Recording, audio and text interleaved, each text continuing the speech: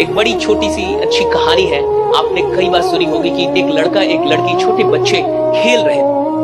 एक लड़के के पास जो था मार्बल्स थे, वो कांच के मार्बल्स गोल गोल से, और लड़की के पास स्वीट्स मिठाइयां थी। लड़के ने कहा कि तुम मिठाइयां दे दो, मैं मार्बल्स दे देता हूं तुमको, एक्सचेंज कर लेते। तो लड़की ने कहा बिल्कुल सही है, उसको मार्बल्स चाहिए थे, उसके पास मिठाइयां थी, बच्चे को मिठाइयां चाहिए। बच्चे ने समझदारी से क्या किया कि एक सबसे बढ़िया वाला जो मार्बल था उसको चुरा के रख लिया और बाकी सब कुछ दे दिया। लेकिन जो लड़की थी बेचारी, उसने सारे जो स्वीट्स थे उसके पास सारी मिठाइयां दी। बात निपट गई रात में। अब वो जब लड़का सो रहा था तो उसके मन में एक बात आने लगी कि क्या पता लड़की ने भी सबसे बढ़िया मिठाइयां रख ली। उसको नींद नहीं आ रही थी। वो ये सोच रहा था कि जैसे मैंने एक सबसे बढ़िया मार्बल रख लिया, क्या पता ऐसे ही लड़की ने भी सबसे बढ़िया वाली मिठाई रख ली, जबकि लड़की ने सब कुछ दे दिया। लेकिन इस आदमी के ये दिमाग में क्यों चल रहा है? क्योंकि ये बेईमान है।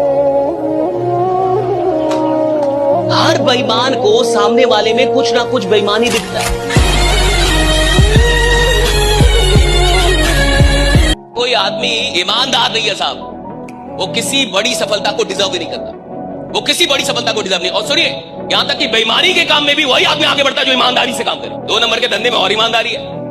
अच्छा, ईमानदारी सही आदमी या गलत आदमी का लेना देना नहीं है कि अच्छा आदमी ईमानदार होता है और बुरा आदमी नहीं। घंटा अच्छा आदमी ज्यादा बेईमान है। नौकरी जा रहा है, काम नहीं कर रहा, पढ़ाने जा रहा है, मास्टर जी पढ़ा नहीं रहे। दरोगा है, 5 साल में 1 करोड़ का घर बना ले रहा है कि नहीं? अच्छे लोग तो हैं, ये सारे तो अच्छे ही हैं, बट सारे बेईमान हैं। ये जरूरी नहीं है कि अच्छा आदमी ईमानदार है और बुरा आदमी बेईमान नहीं। ईमानदारी अलग चीज है। ईमानदारी खून में होती है। ईमानदारी का मतलब है कि मैं जो कहता हूं मैं वो करता हूं। दैट इज ईमानदारी। लीडर का मतलब मैं जो कहता हूं मैं करता हूं। अगर मैंने कहा कि मैं आऊंगा तो मैं आऊंगा भैया, चाहे वो बाढ़ आ जाए, बारिश आ जाए, आग लग जाए, मैं आऊंगा। अगर मैंने कहा कि मैं आपको कॉल करूंगा तो मैं कॉल करूंगा। अगर मैंने कहा कि मैं मीटिंग लेने आऊंगा तो मैं आऊंगा। अगर मैंने आपसे कोई वादा कर दिया है तो भैया कुछ भी हो जाए मैं वो वादा निभाऊंगा। That is leadership, that is honest. और आप जिंदा है, हम जिंदा है, तो क्या हम काम करने के लिए जिंदा है या आराम करने के लिए जिंदा है? भैया अपने आप से पूछो यार कि मैं आराम करने के लिए खुदा ने मेरे को इधर रखा है, ईश्वर ने मेरे को आराम करने के लिए इधर छोड़ा है या काम करने के लिए छोड़ा है? जिंदगी आराम के लिए या काम के लिए? और सुनो, आराम तो एक दिन आप करेंगे ही। और ज्यादा टेंशन लीजिएगा तो रोज 1,60,000 लोग बुलाए जाते हैं, नया नाम लिस्ट में ऐड हो जाएगा। और 1,60,000 लोग रोज मरते हैं और आप नहीं मर रहे जी। क्या ये मामूली बात है? आप नहीं मर रहे जी, ये मामूली बात नहीं है। आप रोज जग रहे हो, आपके अगल बगल के लोग भी अरे भैया इसके साथ न्याय कीजिए।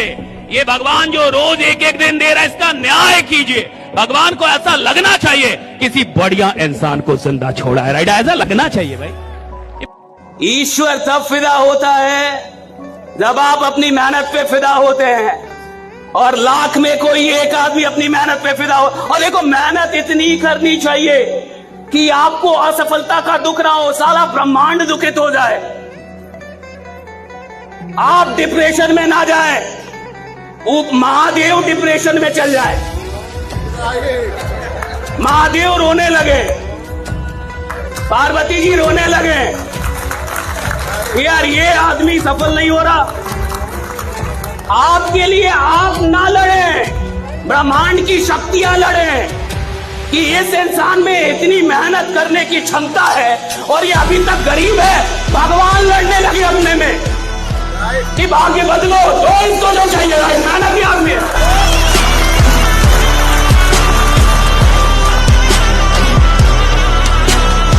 और सुन लो, घमंड में मत रहो। बड़े बड़े लोग गिरते, तुम कौन हो? बड़े बड़े तुम कौन हो भैया? बड़ा बड़ा आदमी गिरता है। अभी तो 1000 करोड़ के आदमी भी नहीं हो। 10,000 करोड़ के आदमी थोड़े बैठे हो तुम इधर। लाख करोड़ के आदमी थोड़े बैठे हो तुम। लाख करोड़ का आदमी गिरता साहब। बड़ी बड़ी कंपनियां दिवालिया हो जाती हैं, दिवालिया, बैंक दिवालिया हो जाते हैं,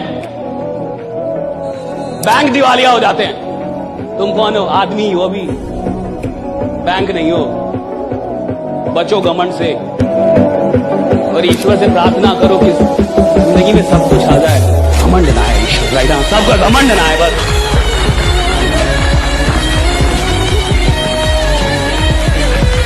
लोग प्रॉब्लम आती है चिल्लाने लगते हैं, लोग प्रॉब्लम आती है रोने लगते हैं, लोग प्रॉब्लम आती है भगवान को दोष देने लगते हैं, नाराज हो जाते हैं। अब ना आएंगे जी, सुनते ही नहीं हो मेरी। हाँ, अभी मैं इधर आया था, ये किया वो किया, कुछ हो। अरे प्रॉब्लम अगर आपके जीवन में आ रही है यानी आप भगवान की नजर में हैं। जो इंसान भगवान की नजर में तभी प्रॉब्लम, ऐसे है तो प्रॉब्लम ही नहीं आ सकती। मुझे आपको मान लीजिए इससे मारना है, किसी को मारना है सपोज, तो जिसको भी मारना होगा उसको देखना होगा कि नहीं? जिसको मारना होगा उसको देखना होगा, देखना होगा ना। अगर मैं उसको देखूं ही ना तो क्या मार सकता हूं? अगर भगवान मेरे पास प्रॉब्लम भेज रहा है यानी मुझे देख तो रहा होगा, राइडा? देखना तो पड़ेगा ना साहब। आदमी क्यों छोटा रह जाता है? क्योंकि उसके अगल बगल के लोग उसको बार बार ये एहसास दिलाते कि तू छोटा ही रहेगा, तो बड़ा काम नहीं कर सकता, राइट? और वो भी मान रहा है, गलती उसकी भी है, गलती उसकी भी, उन्हीं के साथ उठ बैठ रहा है। अगर आपको जिंदगी में बहुत आगे जाना है, दो चार ऐसे लोग रखिए जो फालतू का ही आपसे बोले कि आप कमाल के आदमी हैं, आप बहुत बड़ा कांड करेंगे। आपसे बड़ा कोई यार, आप इतिहास बनाने के लिए पैदा हुए हैं। ये जितने भी नेता बनते हैं, आपको क्या लगता है नेता अकेले नेता बनता है? जब तक उसके 10 लोग ना हो ना, उसके अगल बगल नेता बन ही नहीं सकता। वो 10 लोग उसको नेता बनाते हैं, जो बार बार बोलते हैं कि आपसे मिलता हूं तो मुख्यमंत्री नजर आता है। का इकट्ठा और बेचो। क्या सर हमको नहीं पता, हमारे विधायक तो आप हैं, का कि 2 कट्ठा और बेचो। हाँ, ये 10 लोग उसको बनाते हैं साहब। नेता अकेले कभी नेता नहीं बन सकता, मैं लिख के देता हूं। अगर उसके पास ये 10 लोग ना हो ना, जो बार बार उसको एहसास दिलाते हैं कि आप जीतेंगे साहब, आप जीतेंगे, आप बिल्कुल जीतेंगे, बार बार वही हौसला देता है, नेता तो मर जाएगा साहब। उन 10 के बिना मर जाएगा, नेता पैदा ही नहीं हो सकता। चुनाव जबकि आदमी लड़ता भी है ना, तो अकेले नहीं लड़ पाता, उसको भी कोई 10 लोग बोलता है आप खड़ा तो होइए। जब आप डर रहे हैं, एक बार खड़ा तो होइए आप, पूरा गांव आपके साथ है। हाँ, तो वो उठता है, अकेले नहीं उठ सकता साहब।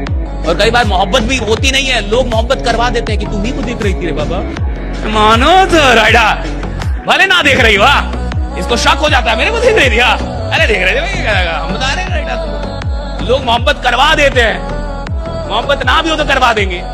लोग नेता बनवा देते हैं, उसको नहीं बनना था, उसको 4 आदमी मिलकर नेता बना दिया। क्या बनिए तो महाराजा, खड़ा तो होइए आप। चलिए आप आज से चप्पल छोड़ दीजिए, ऐलान कर दीजिए कि अब मैं चप्पल नहीं पहनूं। ऐसे करके नेता से सब कुछ छुड़वा देते हैं। 2-4 साल हारता है, 2-4 बार हारता है, तो 5वीं बार जनता दया पे जितवा देती है। मर जाएगा रे, दे दे अब इसको वोट, मर जाएगा ये, 4 बार से हार रहा है। और जैसे ही 5वीं बार जीतता है, वो 10 लोग तब तक जिंदा ही रहते, कहते हम ना कहते थे आप जीतेंगे, हमें पता था आप जीतने वाले, राइडा। पूरी जिंदगी एक रेल है भैया, एक ही वक्त पे सब उतरेंगे साहब। एक ट्रेन में जितने लोग सवार हैं, सब एक ही वक्त पे उतरेंगे।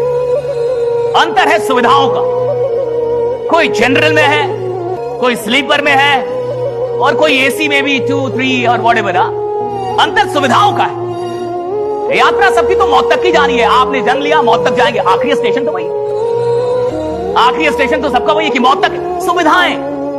सुविधाओं का अंतर है कि आप किन सुविधाओं के साथ अपनी यात्रा तय करें, और ये सुविधाएं कमानी पड़ती। इन सुविधाओं को देखिए, जिंदगी तो खुदा दे देता है, लाइफ मिलता है, लाइफ स्टाइल बनानी पड़ती है साहब।